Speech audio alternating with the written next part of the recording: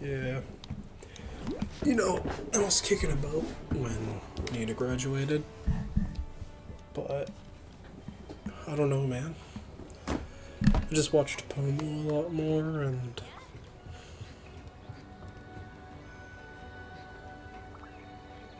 man, it's rough.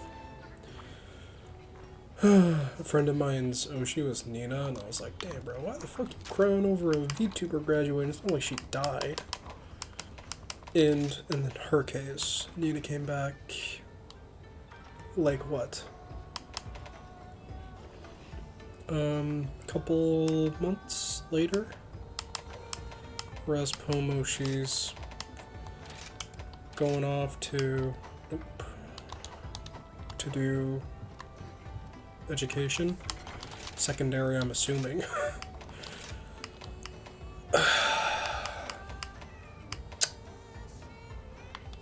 Man. So it's like, okay, how many years, you know? Like, that's what you're talking about when you're thinking about how long education's gonna take. Like, how many years will it take Pomu for her to come back, if she even does come back?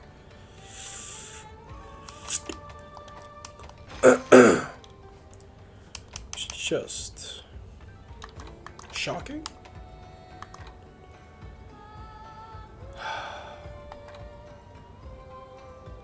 I don't know what it is, but I had a good cry. I'm not above admitting that.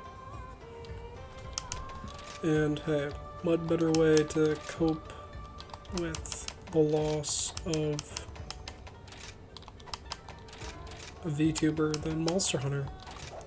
A distraction.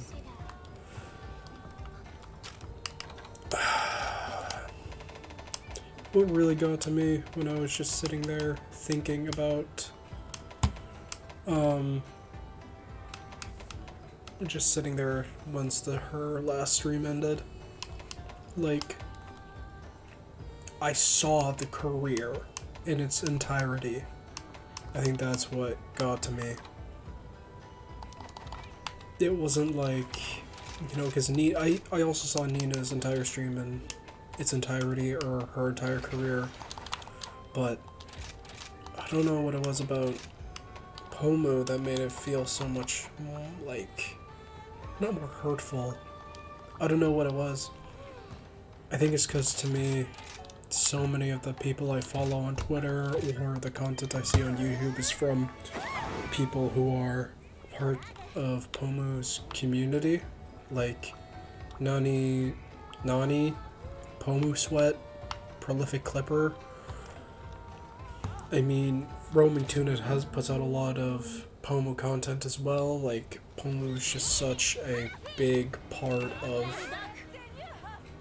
VTuber culture. She was the one to kind of break the bridge, her and Kiara, to break the bridge between Hololive and Nijisanji.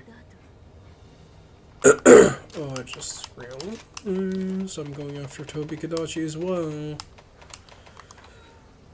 Oh, water.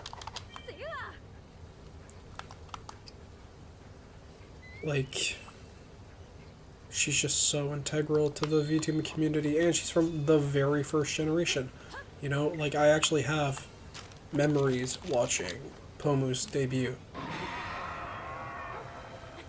That's what's really let it sink in. Like, I was sitting on the couch. It was like, I forget what month. It was in the summer. I was a fan of Hololive. Hololive English just came out. And I was like, oh, Nijisanji. Like, I know Nijisanji.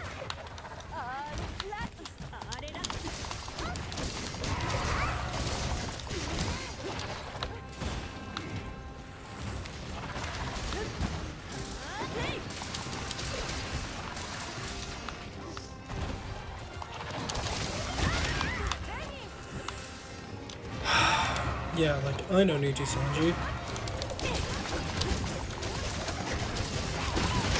Alright, thought I dodged.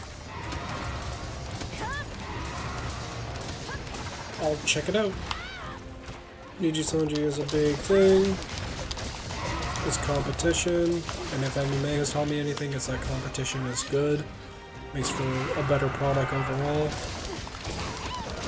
And who doesn't like having more options, right?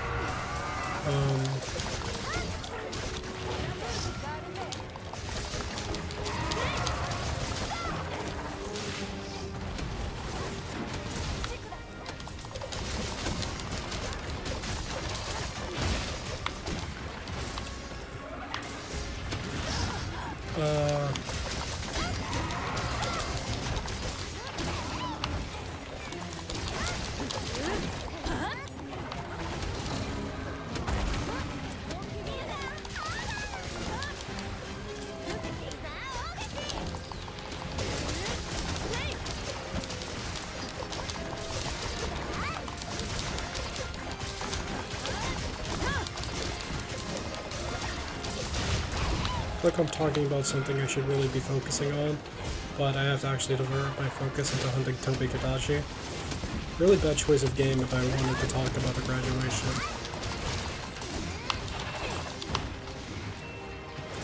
It's going pretty well though, all things considered. I also think I haven't had a good cry in such a long time. The last time I cried was probably watching Clannad, but the first time I cried, I guess due to loss, if I were to say, is when my uncle died. That was the first, it's not the exact same given my uncle was a real person, but, you know. Some kind of, gave me the same feeling of where you're sitting at your computer or you're sitting somewhere and you have that vacant feeling of oh, I can no longer interact with this person, or I can no longer see them, which really is tough. It also just feels weird to have Lazulite be 2 members.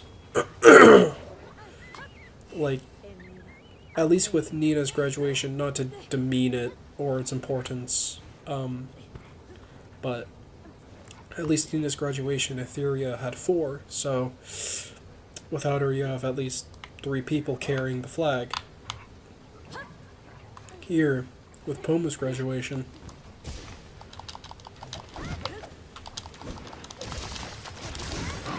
we're left with a pair in Lazulite, which they might pull something like they did with Obsidia and Etheria, where they'll just make a separate group. They might mash Obsidia and Lazulite into one, because then you'll have 5 members, part of a group.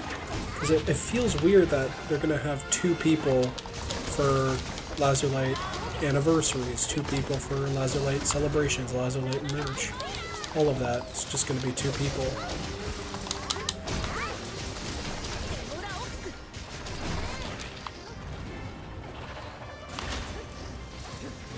It might just be me though.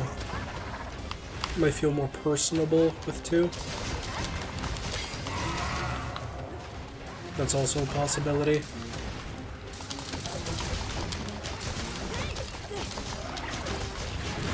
Oh.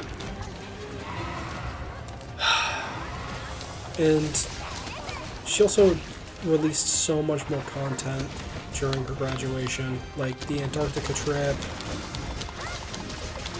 the Fairy of Akiverse. Like, Nina's graduation felt different.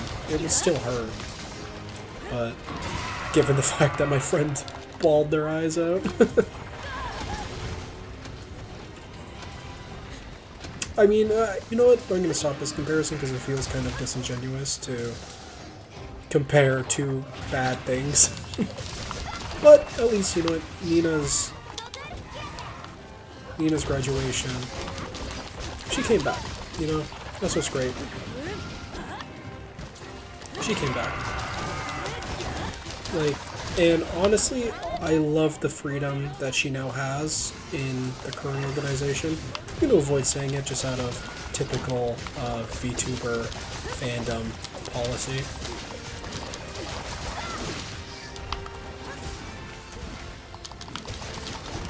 But the amount of freedom she has with making content... Wow, that was really fast. Yeah, the amount of freedom she has with making content at her current organization is amazing, and she's really taking it and running with it. Also, it definitely feels like Niji-Sanji kind of... it didn't allow her to really expand her horizons in terms of the content she wanted to make.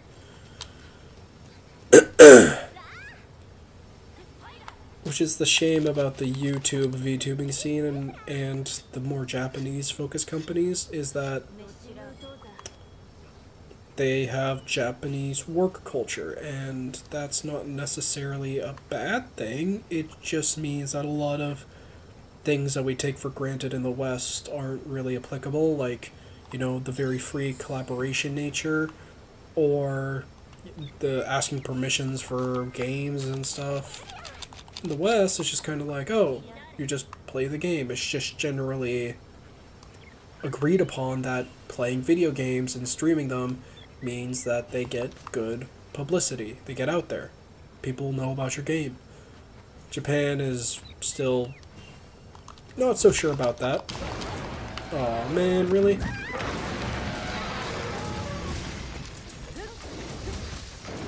So I thought you had to cut off the tail of the Anjanath, but apparently not.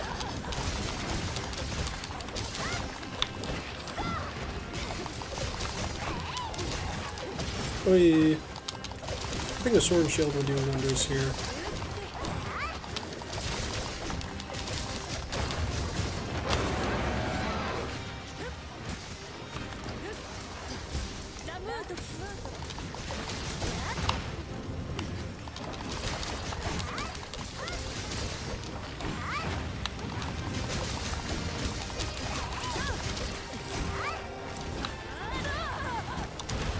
Oi, I dodged into it.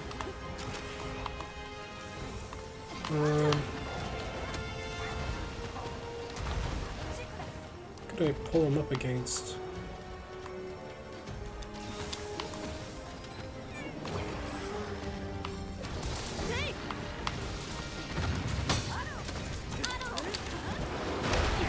There we go.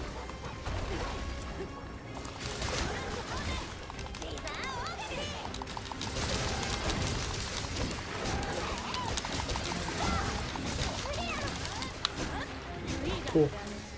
Sick.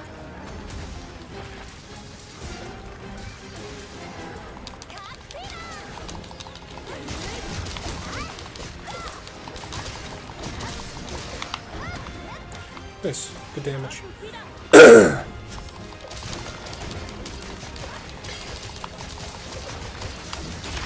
Oh, body check.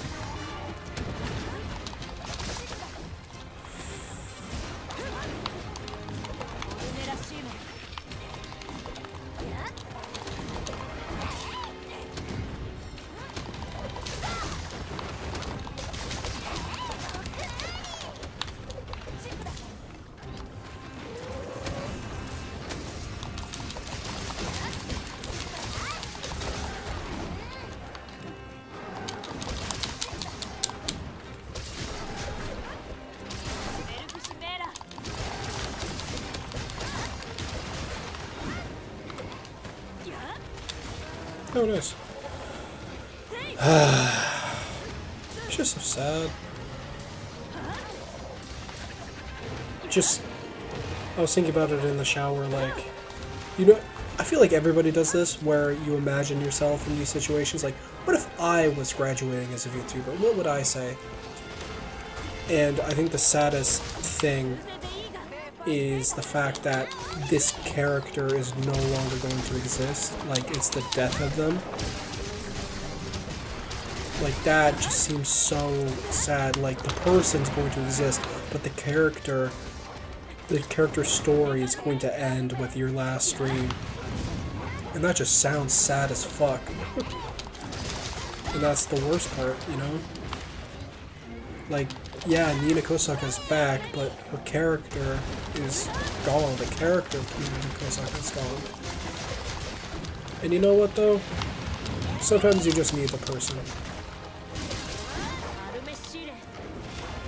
And I'm not the kind of person that would get too hung up about that, but, you know, there are some people that would. I'm happy that she's pursuing greater education, though. That is a very, not selfless, it's a very,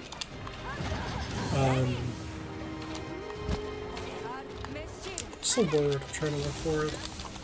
While also hunting in Anjanath. It's a very noble endeavor.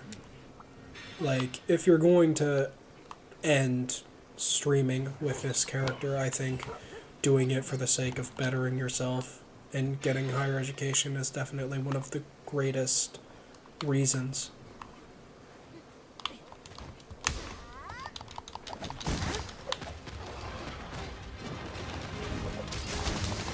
At least to me. I think it's very noble. Well, not noble. It's very admirable.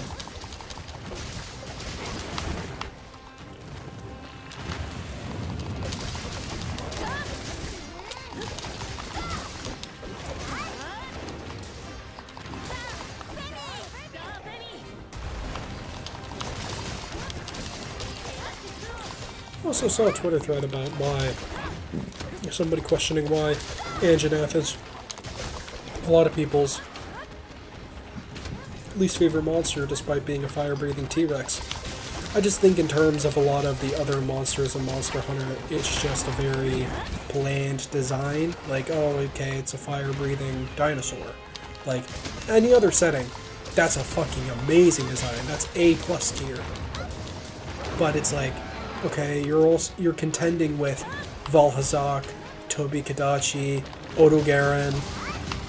Like, there are some big hitters. Rathalos, Rathian, Zinogre, Nargacuga, Barioth, Tigrex. Like, Tiger Dragon is so much cooler than fire-breathing dinosaur, you know? Even then, there's also a cooler variant of Anjanath, Fulgur Anjanath, you know? Like, why would I settle for the, you know, McDonald's when there's a Five Guys? Of course, but using that exact same comparison, the simplicity of Anjanath is also a big benefit, you know? It is just a fire-breathing dinosaur. It feels realistic. It does have a cool design. Its rage mode is cool, you know? But it's just, it's the game and the monsters is contending with for the, you know, goal of favorite monster, or for that coveted title. Like, Magnamalo, Gosharag in this game. If you go all the way back to the start, man, you got Rathalos, Rathian, Plesioth. Even Plesioth, well, not a good fight. It's a cool, interesting monster design, you know? It is just a big fish, but it's a cool looking big fish. Anjanath is just a T-Rex, which is its problem. I just wish there was a bit more to its design. I feel like that's my main gripe with World in general, is that a lot of the designs go for a very realistic look to them, when Monster Hunter's biggest benefit has been its...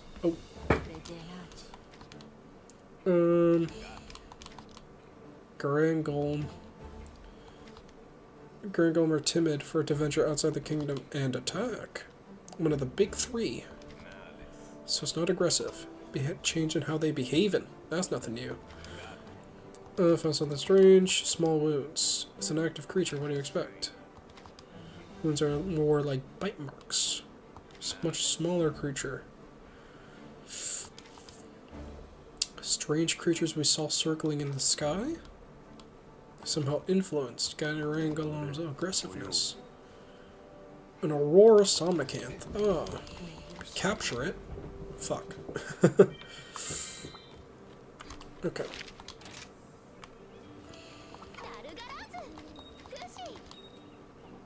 Hunting. Oh.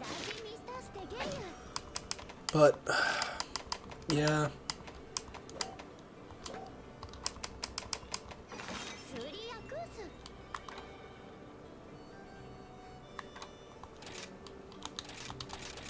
I can bring them both. Okay, I'm gonna chill on that for now, right though? Right though.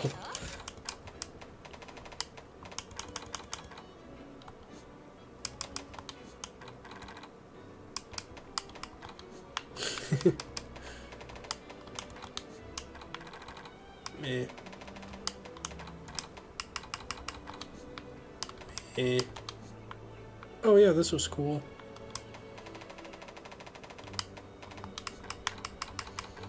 That was cool. This is a classic.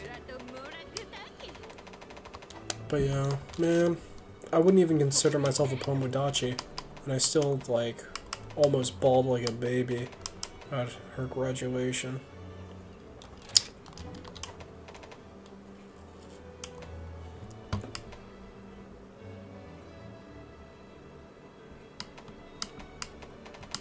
I was on the verge. I kind of wanted to cry, though.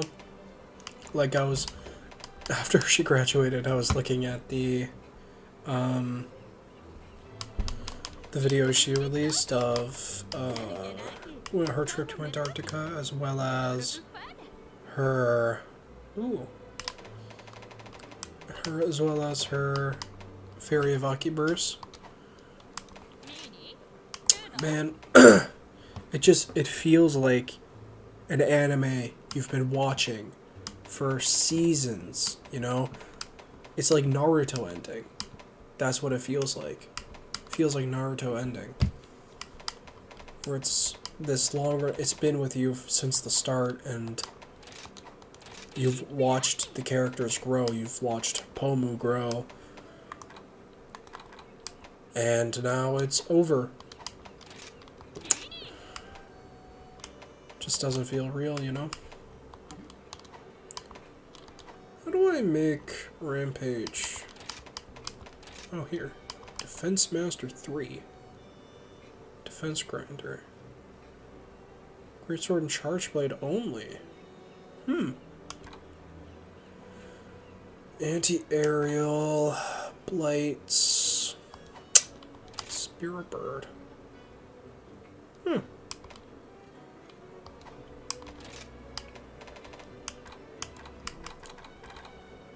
It just, again, doesn't feel real. Feels fake. Feels like she's just gonna stream tomorrow. And another thing that really sucks, even though, you know, like, you know that it's just how the world works. When you go onto Twitter or Reddit and nobody else really cares, they're all dealing with their own problems. That's another thing about it that really, you know, feels bad. Like, it means the world to you to see your Oshi go away, but to the world itself, it just keeps moving on. Doesn't feel very good, does it? But it's how it works, you know? I'm gonna do a pro maneuver called looking for a Nargacuga, and then not hunting it, running away.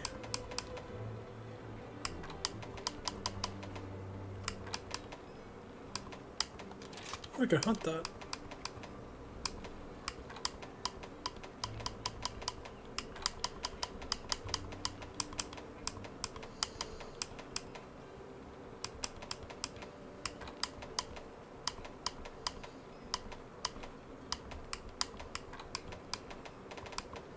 There was a Nargacuga in one of the quests I did. I don't remember which one.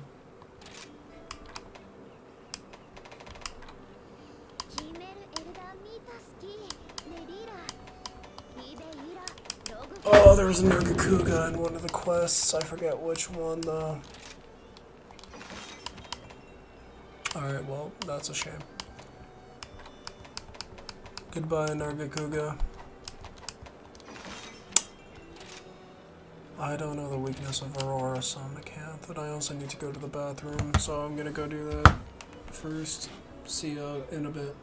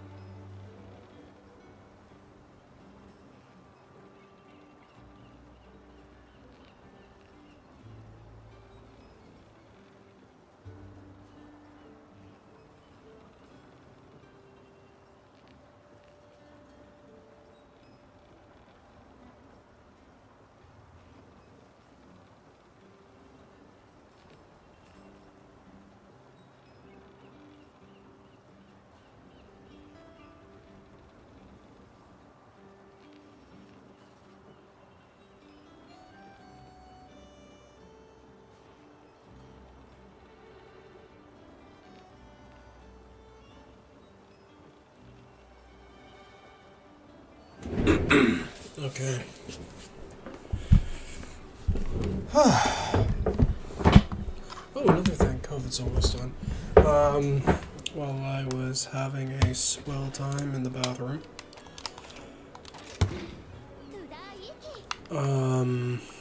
I was browsing Twitter, as any man does, whilst they use the loo. And it made me remember, Jesus Christ, Sonny Briscoe's, little moment with Pomu when she was doing her last, Tatsumachi? Is that what it's called? The one where they call in. What is this thing called? Roar Somnocant. Weakness. Fire.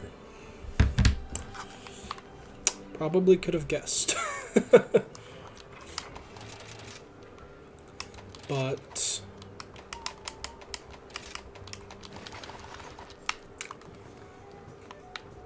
it's just, man.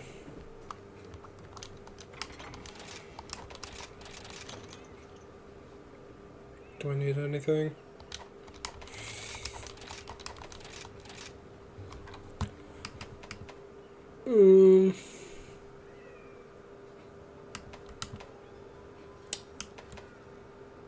Drugs, juice, shells. Oh wow, I'm running out of storage space. Oh.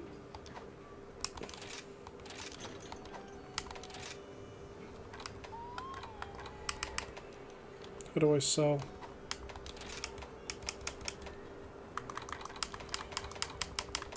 You know, anyways. Yeah, it just reminded me of that Sonny Briscoe's whole thing. It's just so sad. Like, you could tell he was holding back tears. So cute. That's kind of rude to say, isn't it? I'm not really max on anything. No reason for me to sell. It's just the fact there's so much shit in the game.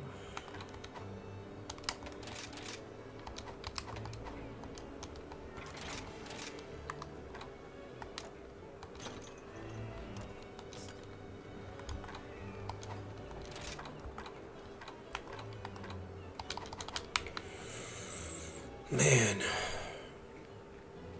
That Sunny part was so sad.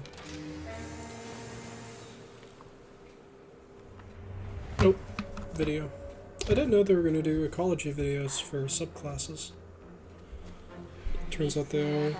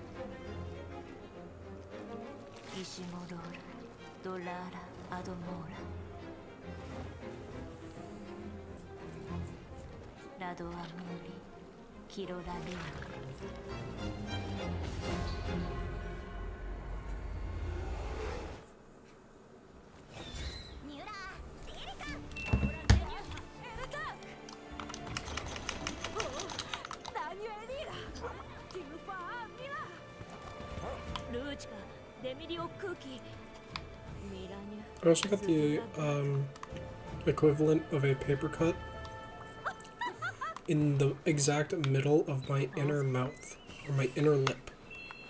And it's really fucking annoying, and I hate it.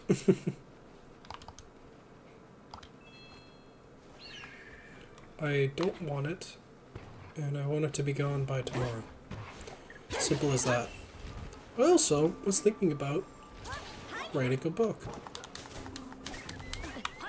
Why? Why not?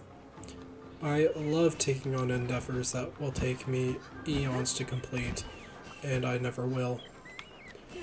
Tomorrow, though, I do plan on building the Gundam whilst streaming the UFC card, because what better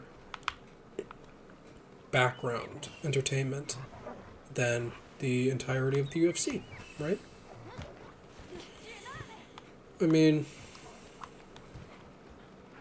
it's either that or I continue to mope about the graduation of one of the greatest English VTubers of the modern age. Like, you can say all you want about Hololive, but I genuinely think that Pomu has done more for I mean, I think... Who got asked this question? Somebody got asked. I forget who. It might have been Callie. Or somebody in VShoujo, who their Mount Rushmore of VTubers is. They had... I think they had... I forget. I think they had Iron Mouse.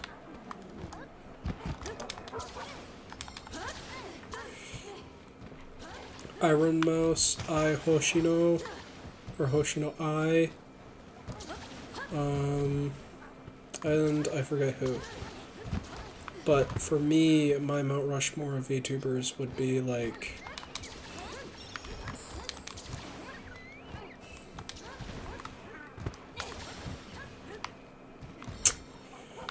It would be Kazuya for male representation, because that boy is big. He kind of made... I'm not going to say he made, because I'm not that in tune with the VTubing scene, and not confident enough to say he made male VTubing, but he definitely contributed heavily to it. Ai Hoshino, because she's the OG. None of it would be here without her. And then Iron Mouse, because she is probably the prime example of independent VTubing. Like, to me, she's the poster girl. Like how Tokino Soda is the poster girl for Hololive, Kazuya is the poster boy for Nichi Sanji. If you had to make a poster VTuber for the independent scene, it would be Iron Mouse. She's been in the game for so long, doing it, you know, with a disability. Not a super, like, she's not crippled. Well, she... I don't know how to say it with tact, but she definitely with an illness. She's doing it with an illness. Like...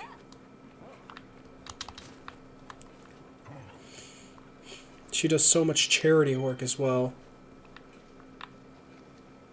How the fuck do I get out of here? What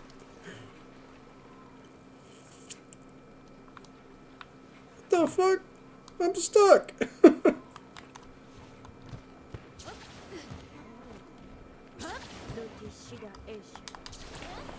There we go.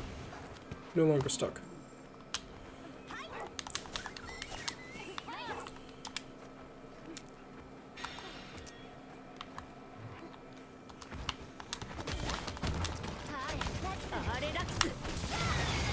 Oh man, really?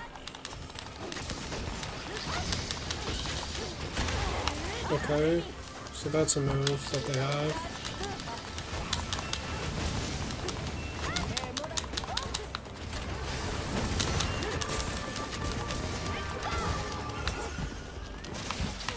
Okay, damn bro, that's a main bot.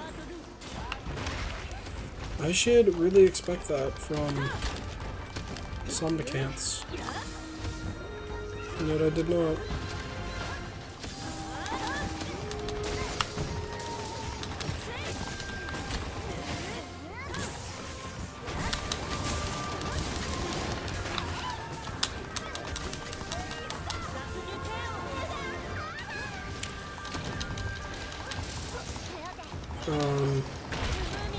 And I think, oh, so that's 3. Iron Mouse, Ai Hoshino, and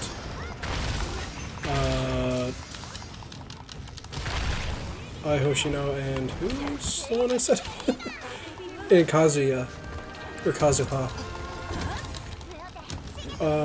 Asakoko, because or Kiryu Koko, in all of her forms, because she's kind of the reason why English VTubing within companies is a thing.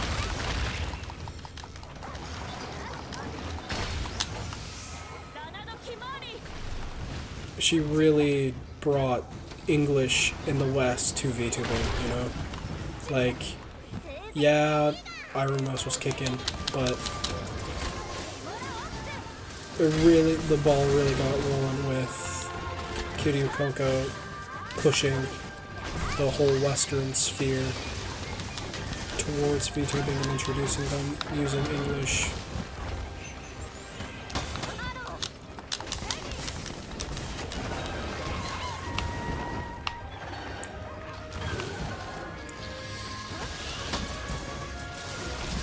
Oh, that was so close.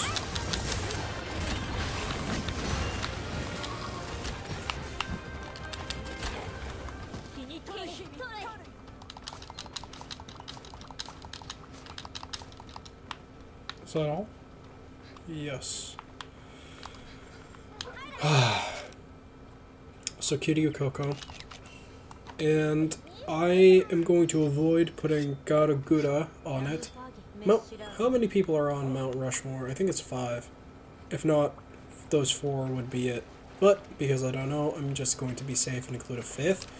I'm avoiding putting Garagura in because I feel like she's just... She doesn't stream regularly. I honestly, I wouldn't be superimposed to it because Garagura definitely...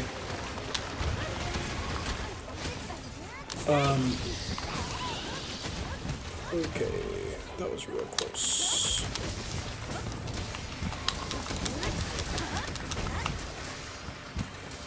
Where the hell is he going? Oh, Great Baggy. We'd love to see the Great Baggy throw some hands.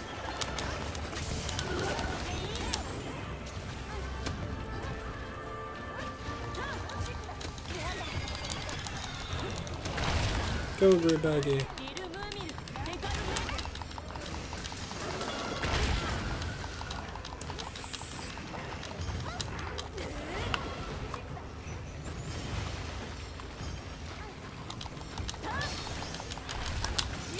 There we go.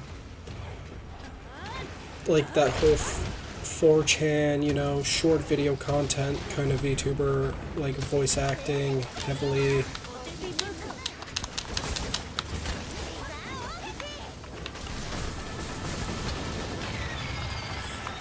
Like the kind of Nyanners VTubing. Or you could put Mel for adult VTubing, because now there's an adult VTubing org. And it's like, sheesh. So it's like, okay, well, Mel's really climbing the ranks in terms of her impact in this sphere. You could put, I don't even know who else. I'm really happy with the 4 I've chosen. I definitely feel like they're some of, if not the big ones in VTubing.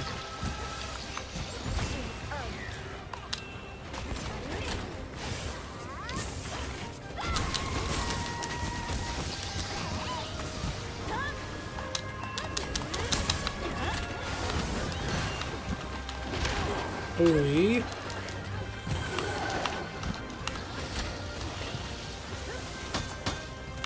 There we go.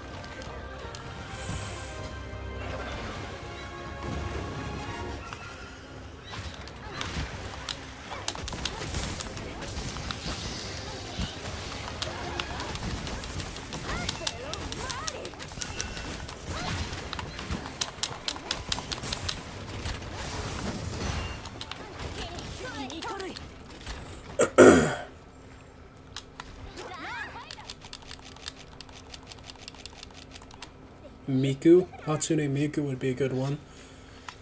You could argue that she's kind of the original virtual YouTuber. She's a virtual singer. That's close enough.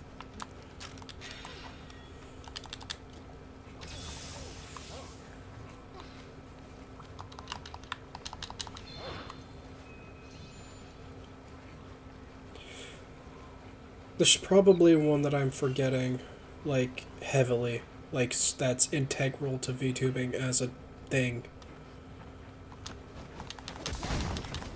You know what? Toki no Soda. You know what? If I have an extra spot, I'll put Toki no Soda in. Because she is, like, the corporation VTubing face, right?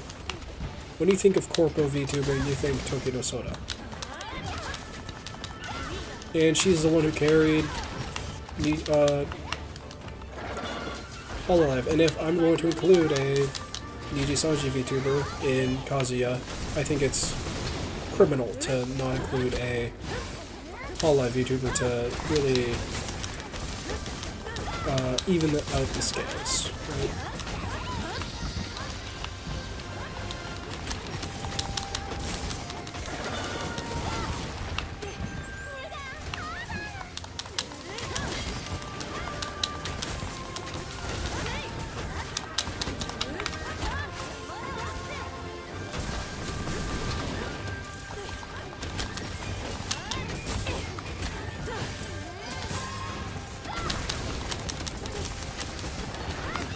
This is going pretty well. Apart from the opener.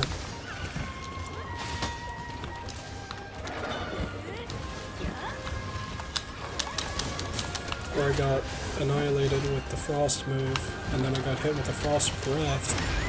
Okay. Losing it.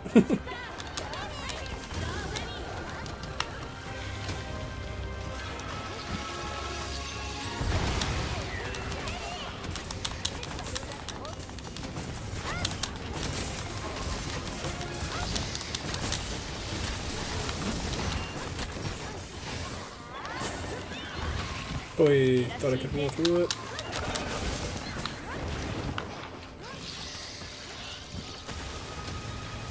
Just gonna block. Safe. I'm not gonna risk moving.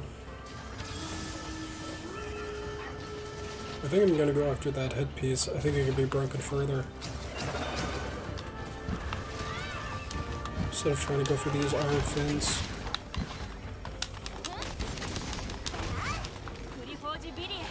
Oh. Hey Fury. Busted out. Brought him back for a second round.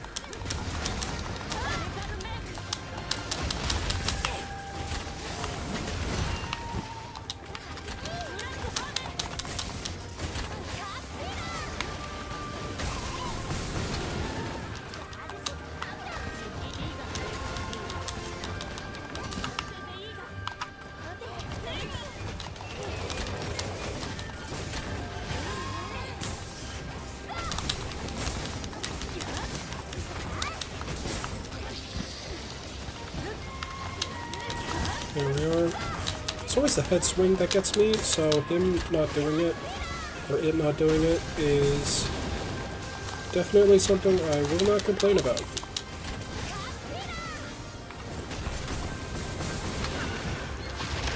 Oh man.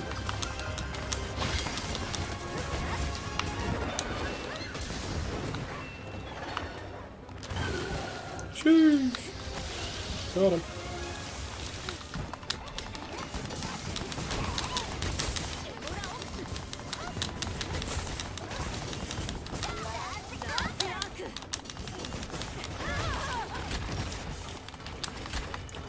A lot of damage, a lot of sharpness getting out.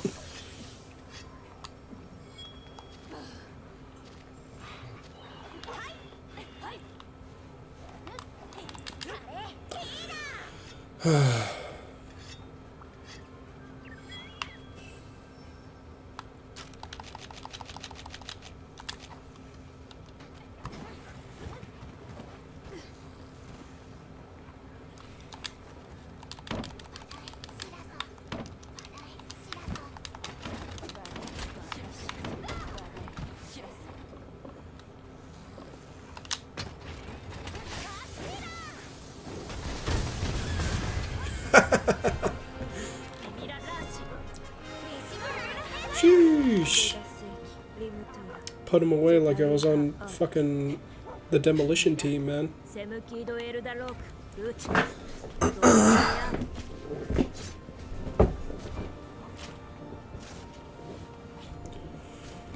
Monster Slog Bone. Nice, that was a really good hunt. That went extremely well. Unfortunately, my headset is going to die, so I might switch over to my earbuds. In which case, forgive me for I will have to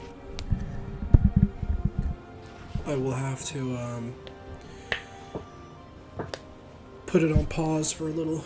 That was a really good hunt, though. I'm actually super happy about that. So now we have Zenogre, Rathalos. My brain just immediately goes to Zelda's Queen, but Zelda's Queen is not in this game.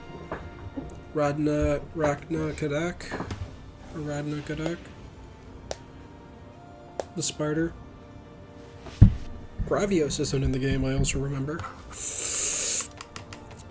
Finn isn't from a breaking reward. Oh, no. Ice Claw, Ice Scale, Finn. Yeah. Nice. Hunter rank 81, baby. Need to get to Hundo. Now that we procured some specimens. Okay. Stop these kingdom monsters. Well, Bahari plays with his experiments or assignments. Sick. Okay. My cooperation is needed. Sup, bro? Capture a master rank Barioth. You want assistance with killing that. You want something. 2 amber copals. A message from Kamura Village. Rondine.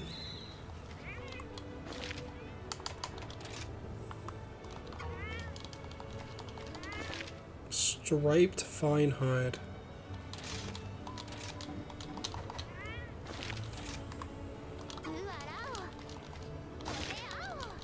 Da-da, da-da, da-da.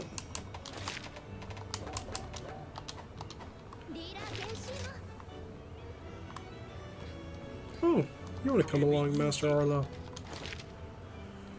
Kill a Magnamalo.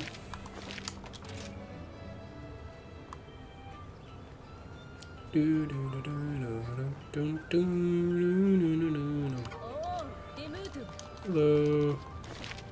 Or you want to kill an Almadron. Ooh, a job.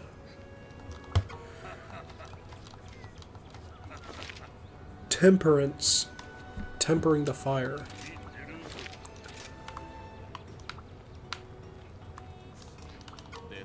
Subcamp in the Frost Islands. Zamites.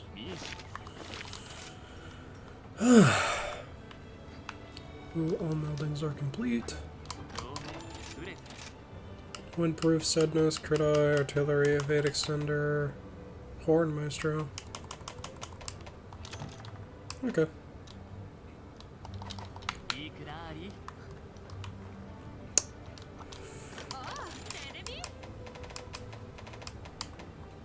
Aurora Canth.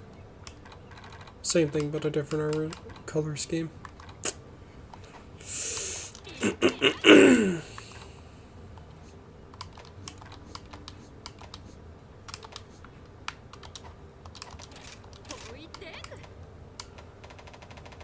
Still.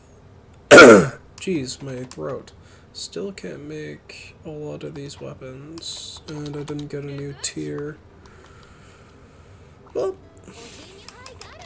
should do some of these follower quests now that I have so many.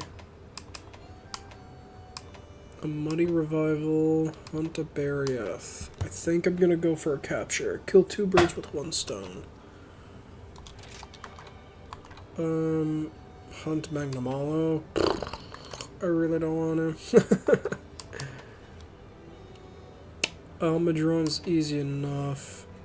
We'll go with the Barioth. don't like Barioth. I don't like hunting Barioth. I think a lot of his moves come out too quick, but actually, you know what? I think I'm gonna end it here. I'm a bit drained after witnessing Pomu's essentially retirement. It was very sad, and it's very draining. So instead I'm probably gonna end playing Monster Hunter and do something more chill. Like, I don't know. I was gonna say I'll do some like browser games. Like Pokedoku.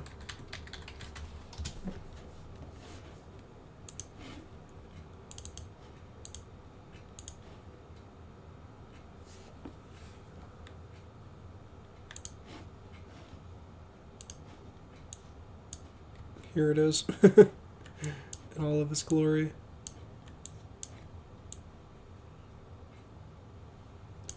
Pokedoku.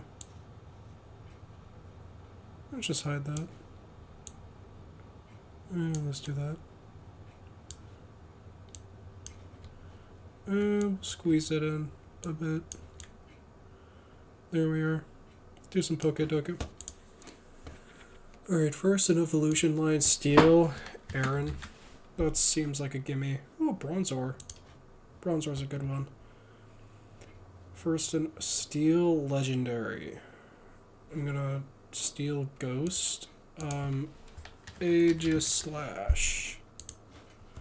A Fire Ghost. Chandelure. Everywhere I go, I just see Pomu. A Legendary Fire, Entei. A Legendary Alola. Pomu. What the hell is that thing called? There's the Sun and Moon guys. Is Cosmog a Legendary? I don't want to risk it. I'll just go for Tapu Koko. That's what it's called. Ghost Alola. Mimikyu is Ghost. First in evolution Alola. Toucannon's the final. I forget the first. I could just go for Litten. First in evolution Fire. We can just go for like a Houndoom. Is Houndoom Fire? Might just be dark. I'm not gonna risk it. Instead I'll go for Fire first in evolution. Mag B. Steel Legendary. I feel like some of this Ultra Beasts are Steel. I don't know their names though. Oh, Registeel. Duh. No shit. What are the most common? Aaron? Yeah, I had a feeling Aaron would be the most common, so I chose Bronzor. Charmander, I also had a feeling Charmander would be the most picked, so I chose one that I don't think many people would choose. Rowlet is more picked than Litten. Wow. Dialga's... Oh, they're picked around the same amount. They're both 19.4%. Moltres, yeah, I knew Moltres would be the most common, so I tried to choose one. Again, I think Heatran would have been even lower. Ogerpon Heart Flame Mask. Oh, Silvally, yeah, that is... I didn't know that was a legendary. Solgaleo. Oh, he's the most common. Damn. Oh, I got pretty low with Tapu Koko. Dual Blade. Oh, yeah. Why did I go... I really thought Aegislash would be a lot higher. I guess because of split between Shield and Sword, so... Chandelure, yeah. Mimikyu Disguise, yeah. Least common. Blacephalon. What the fuck? Skeledirge. Oh, yeah. Honedge. Really? Meowth Galar. Zacian Crowned. Oh yeah, that is a steel type. I didn't know that. Yeah, Zacian. That was a good one. I'm in my Northern Lion phase, so we're gonna do guess the game. Game dull. Alright, let's just do the daily. This is a Mario. It looks like a paper Mario. So we're just gonna go basic paper Mario, okay? We're gonna go 1000-Year Door now. There we go. We knew it was gonna be a paper Mario. We always know. Alright, so type of game to begin. In honor of the legendary Pomu Rain Puff, we're gonna go Metal Gear Solid. Let's go with just the original. Solo third person. It's on one of these consoles. It is a tactical or an adventure, probably adventure. It is one of these, so I think a good guess would be God of War. Let's go Ragnarok. Okay, lower. And, ooh. Wow, that's actually really big. The developer, Sony Company. So it's a Sony game, probably. A Sony game. And it was definitely released on the PS4. Not in lower than 2022. Okay. Third-person single-player games developed by Sony that are action-based. That does not narrow it down. We're going to go Dark Souls 3. Lower than 2016. Okay. I honestly thought Dark Souls 3 was published by Sony. Proven wrong. So, lower than 2016. Okay. Games published... Vanquish is not published by Sony, I don't think. Lower to not 2010s. Okay, let's go with OG Shenmue then. Higher, okay. I honestly thought that Shenmue... I'm going to use my one-time clue. 2003.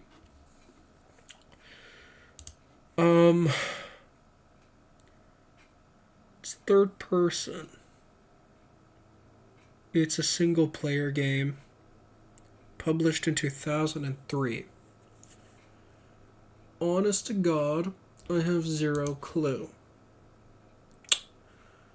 If we could get the genre down, that would be huge. What's a very... could it be a 2003 third-person Final Fantasies weren't really a thing.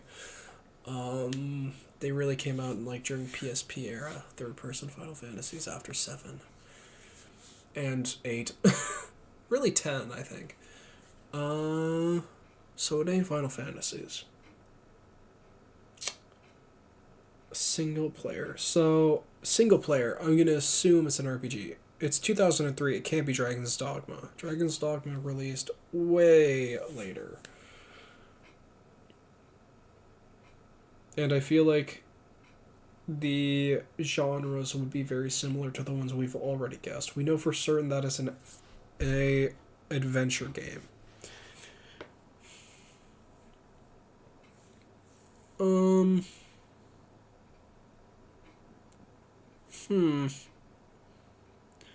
It could be a Call of Duty. Let's go with a Medal of Honor. Pacific Assault. Okay. I didn't know. I was thinking Medal of Honor on the PSP. I totally forgot Medal of Honor was a multiplayer shooter. We hate to see it. Also, it's a Sony game. I keep forgetting to think Sony, but I don't know what Sony has produced. So I should think more like Japanese Eastern style games, I think. Could be a racing game. Published in 2000. But a racing game would be online, wouldn't it? Or co-op. Right? Ooh, no. I was going to say Tekken, but Tekken would be co-op. It wouldn't be single player only. So it can't be a fighting game. 2003. What came out in 2003? Let's just go like Black Tower. Oh. What is it called? Tower. Not Pizza Tower. Kingsfield.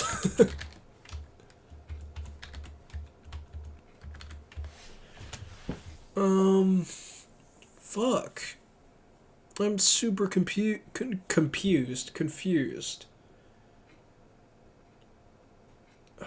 It's a Sony game. I'm just thrown off by that.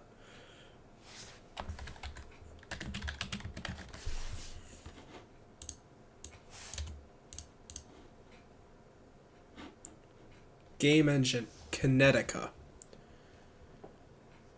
Oh. Oh, no, it's also published by Sony. Kinetica. Would it be cheating for me to look up games that use Kinetica? Probably.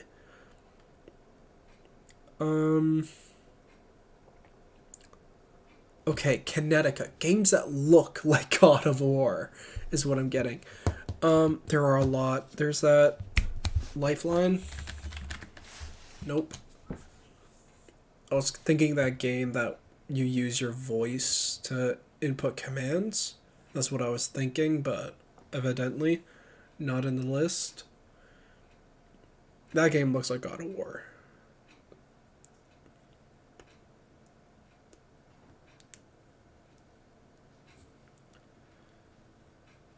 Damn. I really have... You know what?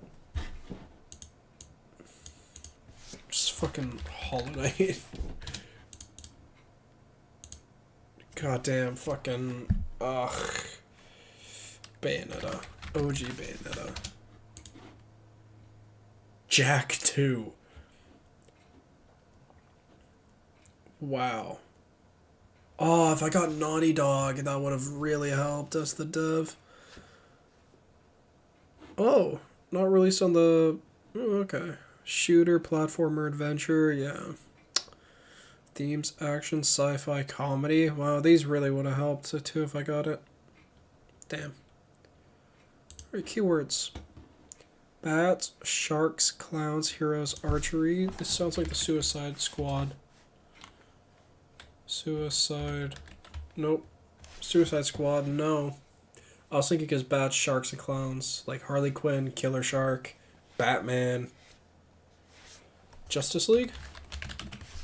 Injustice? Sure. Grapple, aquarium, campaign, mercenary, spaceship. Okay. Mass Effect. 2 specifically. Okay, cybernetics. Oh, cyberpunk?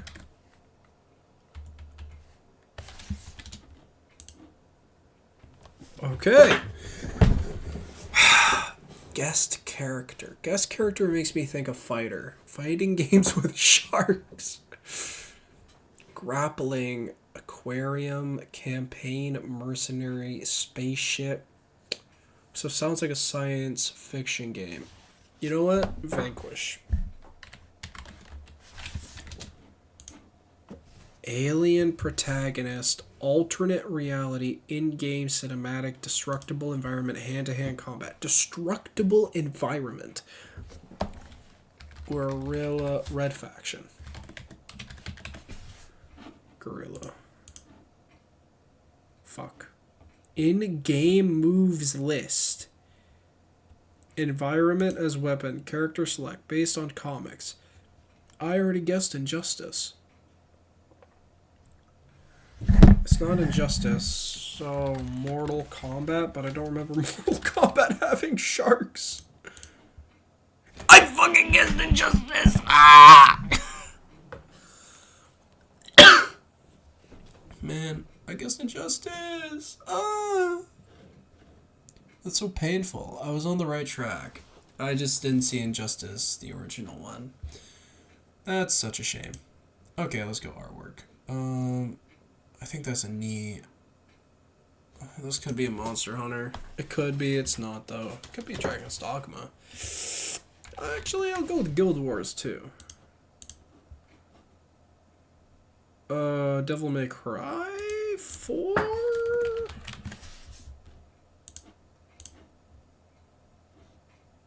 Alright, it's a Final Fantasy.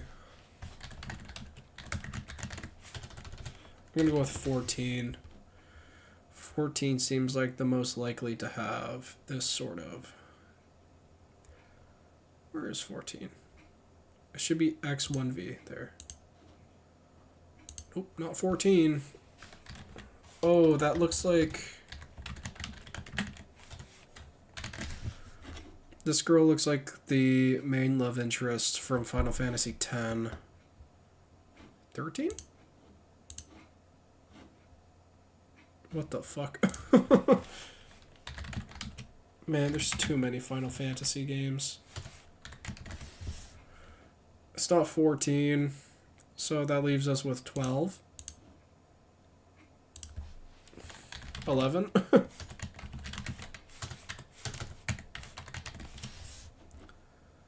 It'd be XI, right? Not 15. 9. It wouldn't be 9.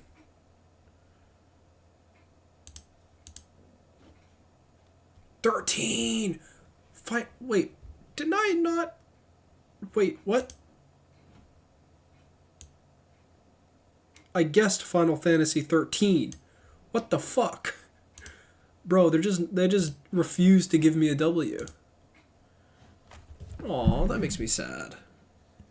I got so close twice to some absolute scorchers, but, you know, you're close to the W, you get a Z or a Y or an X or whatever letters next to W.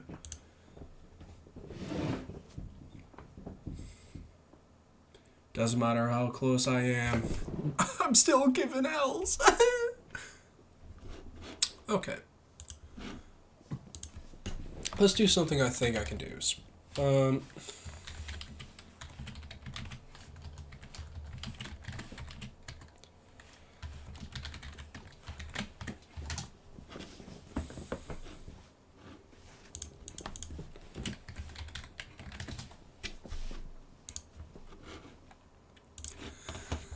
UFC top 5, last 5 fights. I think I can do this. Alright. Champion is John Jones. He fought Gon for the belt. He retired, or didn't retire, but he fought Reyes. Before that was Santos because he looked like garbage. Gustafsson. Alright, no. Smith. Yeah, Smith. He... Oh. Yeah, Smith is the one where he arm cranked. It wouldn't be Teixeira. It wouldn't be his latest. It would be Gustafsson. Gustafsson. There we go. Aspinall fought Pavlovich for the interim title, and before that he fought who on the return? Tybura on the return. Bro, this... I mean, I should instantly win this for remembering that Tybura is a fighter. Before that, he got his knee exploded in some dim mock against Blades. That's a little Jack Slack, Rakic versus Blachowicz thumbnail reference for you. Real niche. Before Blades, he fought... who did he fight? Did he fight Dos Santos? No. Gon fought Tuivasa. Then he lost to Jones. And then he beat Spivak. Before that, he lost to Ngannou. And before that, he won against Lewis. Alright. Pavlovich lost to Aspinall. Obviously. He beat Derek Lewis. And before that, he beat Shamil Abdurakimov.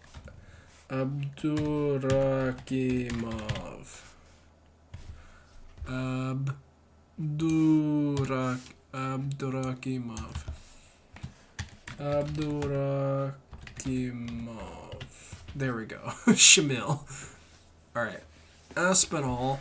He beat Spivak, and then he got his shot against... Oh, this was his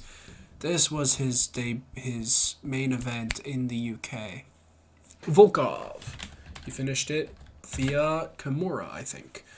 Anyways, Pajeda, he just fought Prochaska for the belt. Before that, he beat Blachowicz in a fight that was honestly pretty decent, and it was very surprising to see Blachowicz win on the feet, or do so well on the feet. He's very deceptively good striking. It's very wacky, which kind of befuddles fighters, it looks like, and he's just built out of stone and steel. So he beat Adesanya, and then before that he beat Strickland. Jamal Hill got a dub over Teixeira in a fight that was very sad. Before that he knocked out Walker, and before that he knocked out Menafield? No. I thought it was Alonzo Menafield. Knight? Nope. I'm just going through all those really big, strong, muscular fighters that Jamal Hill fought, or would have fought. He lost to Craig before. Serkinov? No. Krylov? No. He didn't fight Rakic. We'll go to Yuri, we'll come back. He lost to Pajeda. He beat Reyes. He beat Ozdemir. Not Volkov.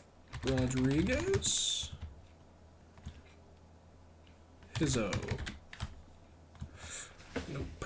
Okay, we'll skip that. Magomed Ankalaev we got through association. Leon Blachowicz got a draw against Ankalaev. And before that, he caught a dub against Rakic. Champion Sean Strickland. Magomedov, Ayabus, Imavov, El Takananir.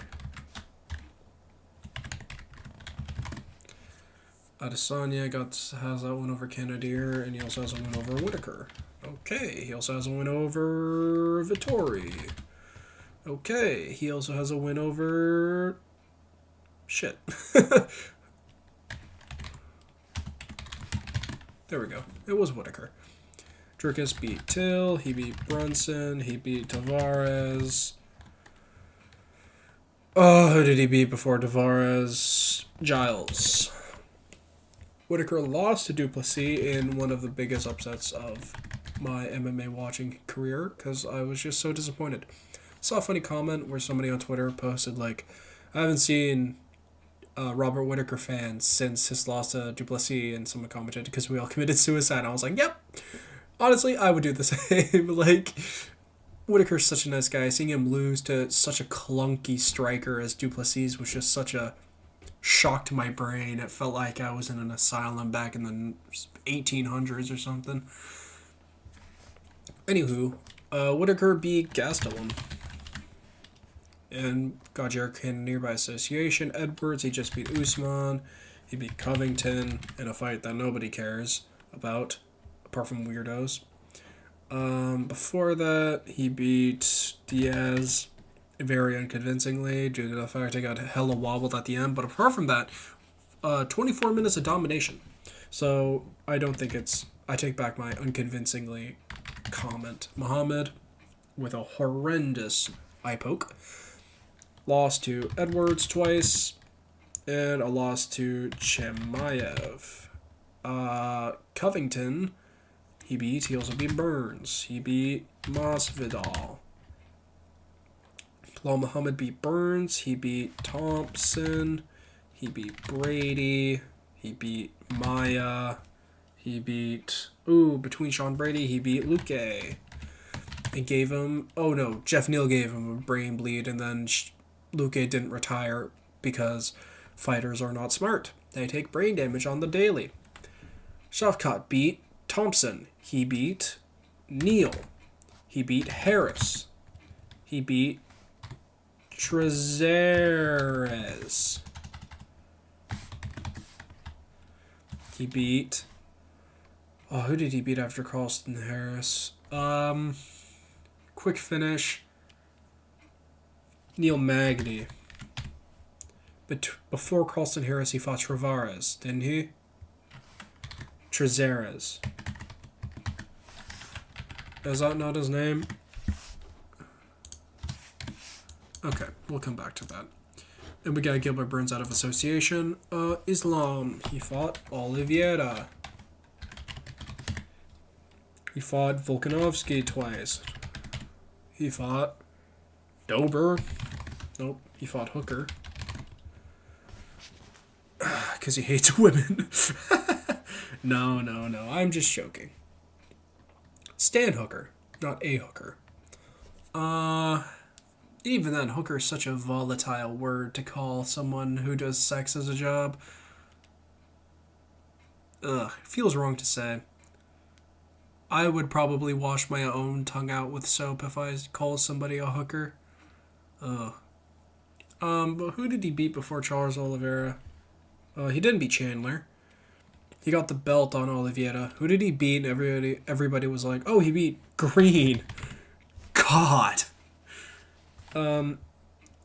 Oliveira beat Dariush. He lost to Magachev. He was on a 3-fight winning streak of Poirier, Chandler, and Gaethje. Gaethje beat Fiziev.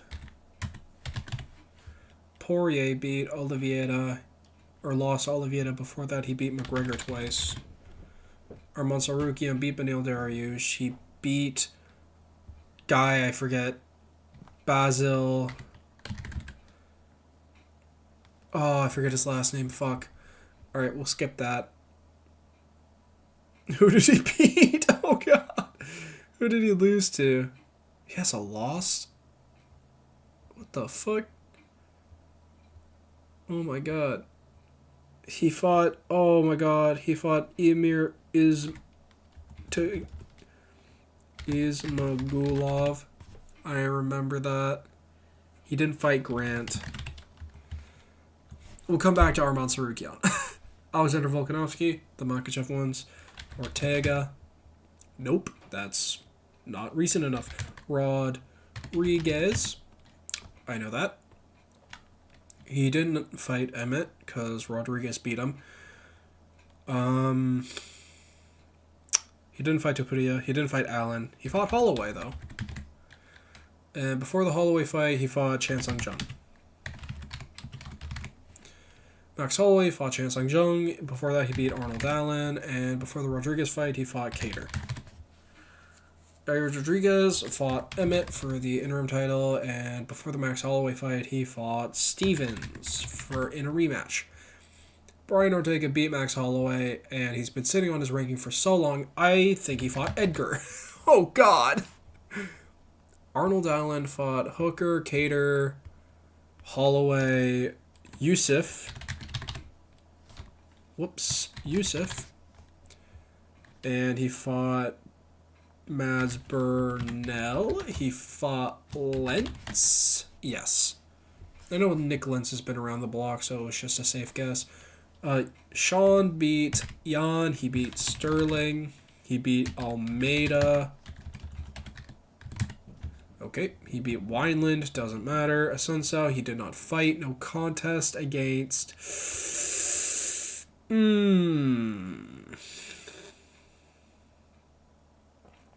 I don't remember. Oh, he fought Paiva. Julian Paiva. Yeah, he fought Julian Paiva. Before that, it wasn't Wineland. It's another, like, highlight reel knockout or some shit. I forget what. Oh, Vera. Nope. Vera would have been a loss. Speaking of Corey, though, he fought Yadong. He didn't fight Simone. He fought... Who did he just fight against? Font. A loss to Peter Yan and a loss not to Sterling. A loss to who? Dvalishvili, he did not fight. Asuncao was not before the Piotr Yan fight. Oh, Dillashaw, because he got robbed. And they gave it to Dillashaw despite him having a broken shoulder. Aldo Marab fought. He fought Simone, which is not there. Oh, Henry Cejudo is ranked.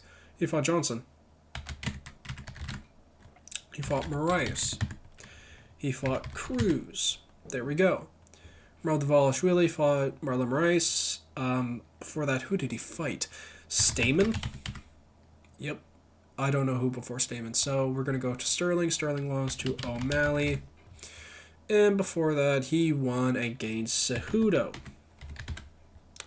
We're going to come back to Sean O'Malley later. Let's go to Pantoja. Pantoja just fought Moreno. He didn't just fight him. He just fought Royval. He fought Formiga to a loss, I think. Yeah. He fought Nicolau? No. Who did he fight? Oh, he fought Perez. Don't know who he fought before Royval. Bontorin? Nope. Moreno. Figueiredo. Lost to Pantoja. Beat Cara France. Amir Albazi fought Cara France. Fought Dvorak? No. Who on God's green earth else is in that division? Elliott is in that division. He's okay. Sumo Derji's not gonna be there. Kai Cara France lost. Oh, but he beat Garbrandt. Oh, he lost to Albazi because it was an absolute sham of a decision. He beat Garbrandt, and then who did he knock out? Askarov! Yeah, he's gone. Very sad. He's also partially deaf. Or almost completely deaf. Rival beat Bontorin. He beat Chanel. And he beat not Mudarji. He did not beat Figueiredo. He didn't go up in any division. No one came down. I don't know. I'm going to wait on that one. Juliana Pena. She fought Nunes. I'm just going to toss out some names. Tate. Zingano. Alright, cool. Pennington. Vieira. Aldana. Goddamn. I don't know who else is in that division. Rousey. Grasso fought Shevchenko. Let's put Hebos in there. Let's put Nama Yunus. Women's division is... How do I spell her name? Rose Nama Yunus. Nama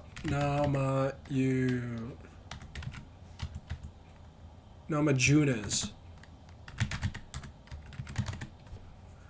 Nama Yunus. Thank God I don't have the spell Ioana Jędrzejczyk. Esparza. Okay. Esparza. Spelling is my arch nemesis right now. Lemos. Who did she pick up a win against right before? Oh my God, she fought Ioana. I can't spell her name. That's not happening, Chief. Esparza lost to Zhang. Who did Shonan beat? I forget. Alright. I think I'm good with leaving it here. If I think really hard... Oh, it's like Hasef or something. Hazef. I forget. It's Basil. His first name is Basil. But Jimmy Crew! Yes. CB Dalloway. Oh. Prazeres, not Trazeres. Oh, Habib. Oh, I totally forgot about Justin Gaethje. Joaquim Silva. Oh, no, Basil Hazef. He's the guy who fought Jack Della Maddalena. Mateusz Gamrot should have gotten that one. Yoel Alvarez should have gotten that. Pedro Munoz, yes. He scratched his cornea. How could I forget? Chris Moutinho. Apparently Chris is doing well on the regional scene. Oh, John Dodson. Didn't know he was that close. Oh, yes, Manel Cobb. That fight. I completely forgot about that fight. Alessandro Costa. Shagla Shumagulov, Malcolm Gordon. Oh, Mateusz Nicolau. I feel like that was a really good fight. Sarah McMahon. Oh, JDR. Nico Montano. What the hell? Juliana Pena never fucking fights then. Nico Montano was the very first champion at, I think, flyweight. Viviana Araujo, Joanna Wood. Oh, yeah, that's a very common one. I should have guessed. Oh, Alexa Grasso. Should have put her in. Oh, yeah. Just got drawn. Can't let you get in. But if you're room. Yeah. 79% pretty good. When the average score is 66. I'm kind of cracked. Kind of good at this whole MMA thing. Nice. I'm quite happy. Joaquim Silva, not Basil Hafez. Or Hafsev. I forget his name. Basil.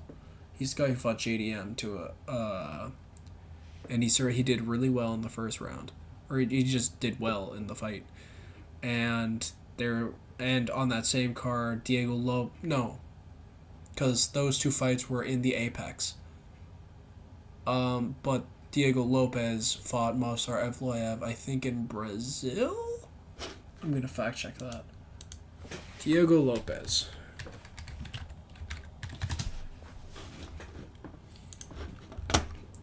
When did he fight? He fought Movsar Evloev. He also triangled Gavin Tucker, which is super giga depressing. Oh no, on the Sterling versus Hudo card. Oh, okay. But yeah, he looks extremely impressive in the loss of Movsar Evloev. And then Guram Kutateladze was another fighter on that card that... Elvis Brenner, yes. Grant Dawson beat Demir Ismagulov. That was very sad. Oh, this is the fraud check card. Because Strickland won against Abus, fraud check. Grant Dawson beat Demir Ismagulov, fraud check. And then Grant Dawson got fraud checked against Bobby Green. I don't know why people were doubting Bobby Green during that fight. Because Bobby hits pretty goddamn hard. I think it was just the idea, you saw Grant Dawson ragdoll, an extremely good grappler, and then you have memories of, Bobby Green losing to Makhachev and losing to, I think he lost to Habib, but losing to great grapplers. But, Grant Dawson doesn't set up the takedown nearly as well as both of those fighters, or many of the fighters Bobby Green has fought. So, in my mind, it was Bobby was probably going to use his great footwork and just strike on the outside, and he could probably knock him out before Grant Dawson really gets his grappling flowing, which is what happened.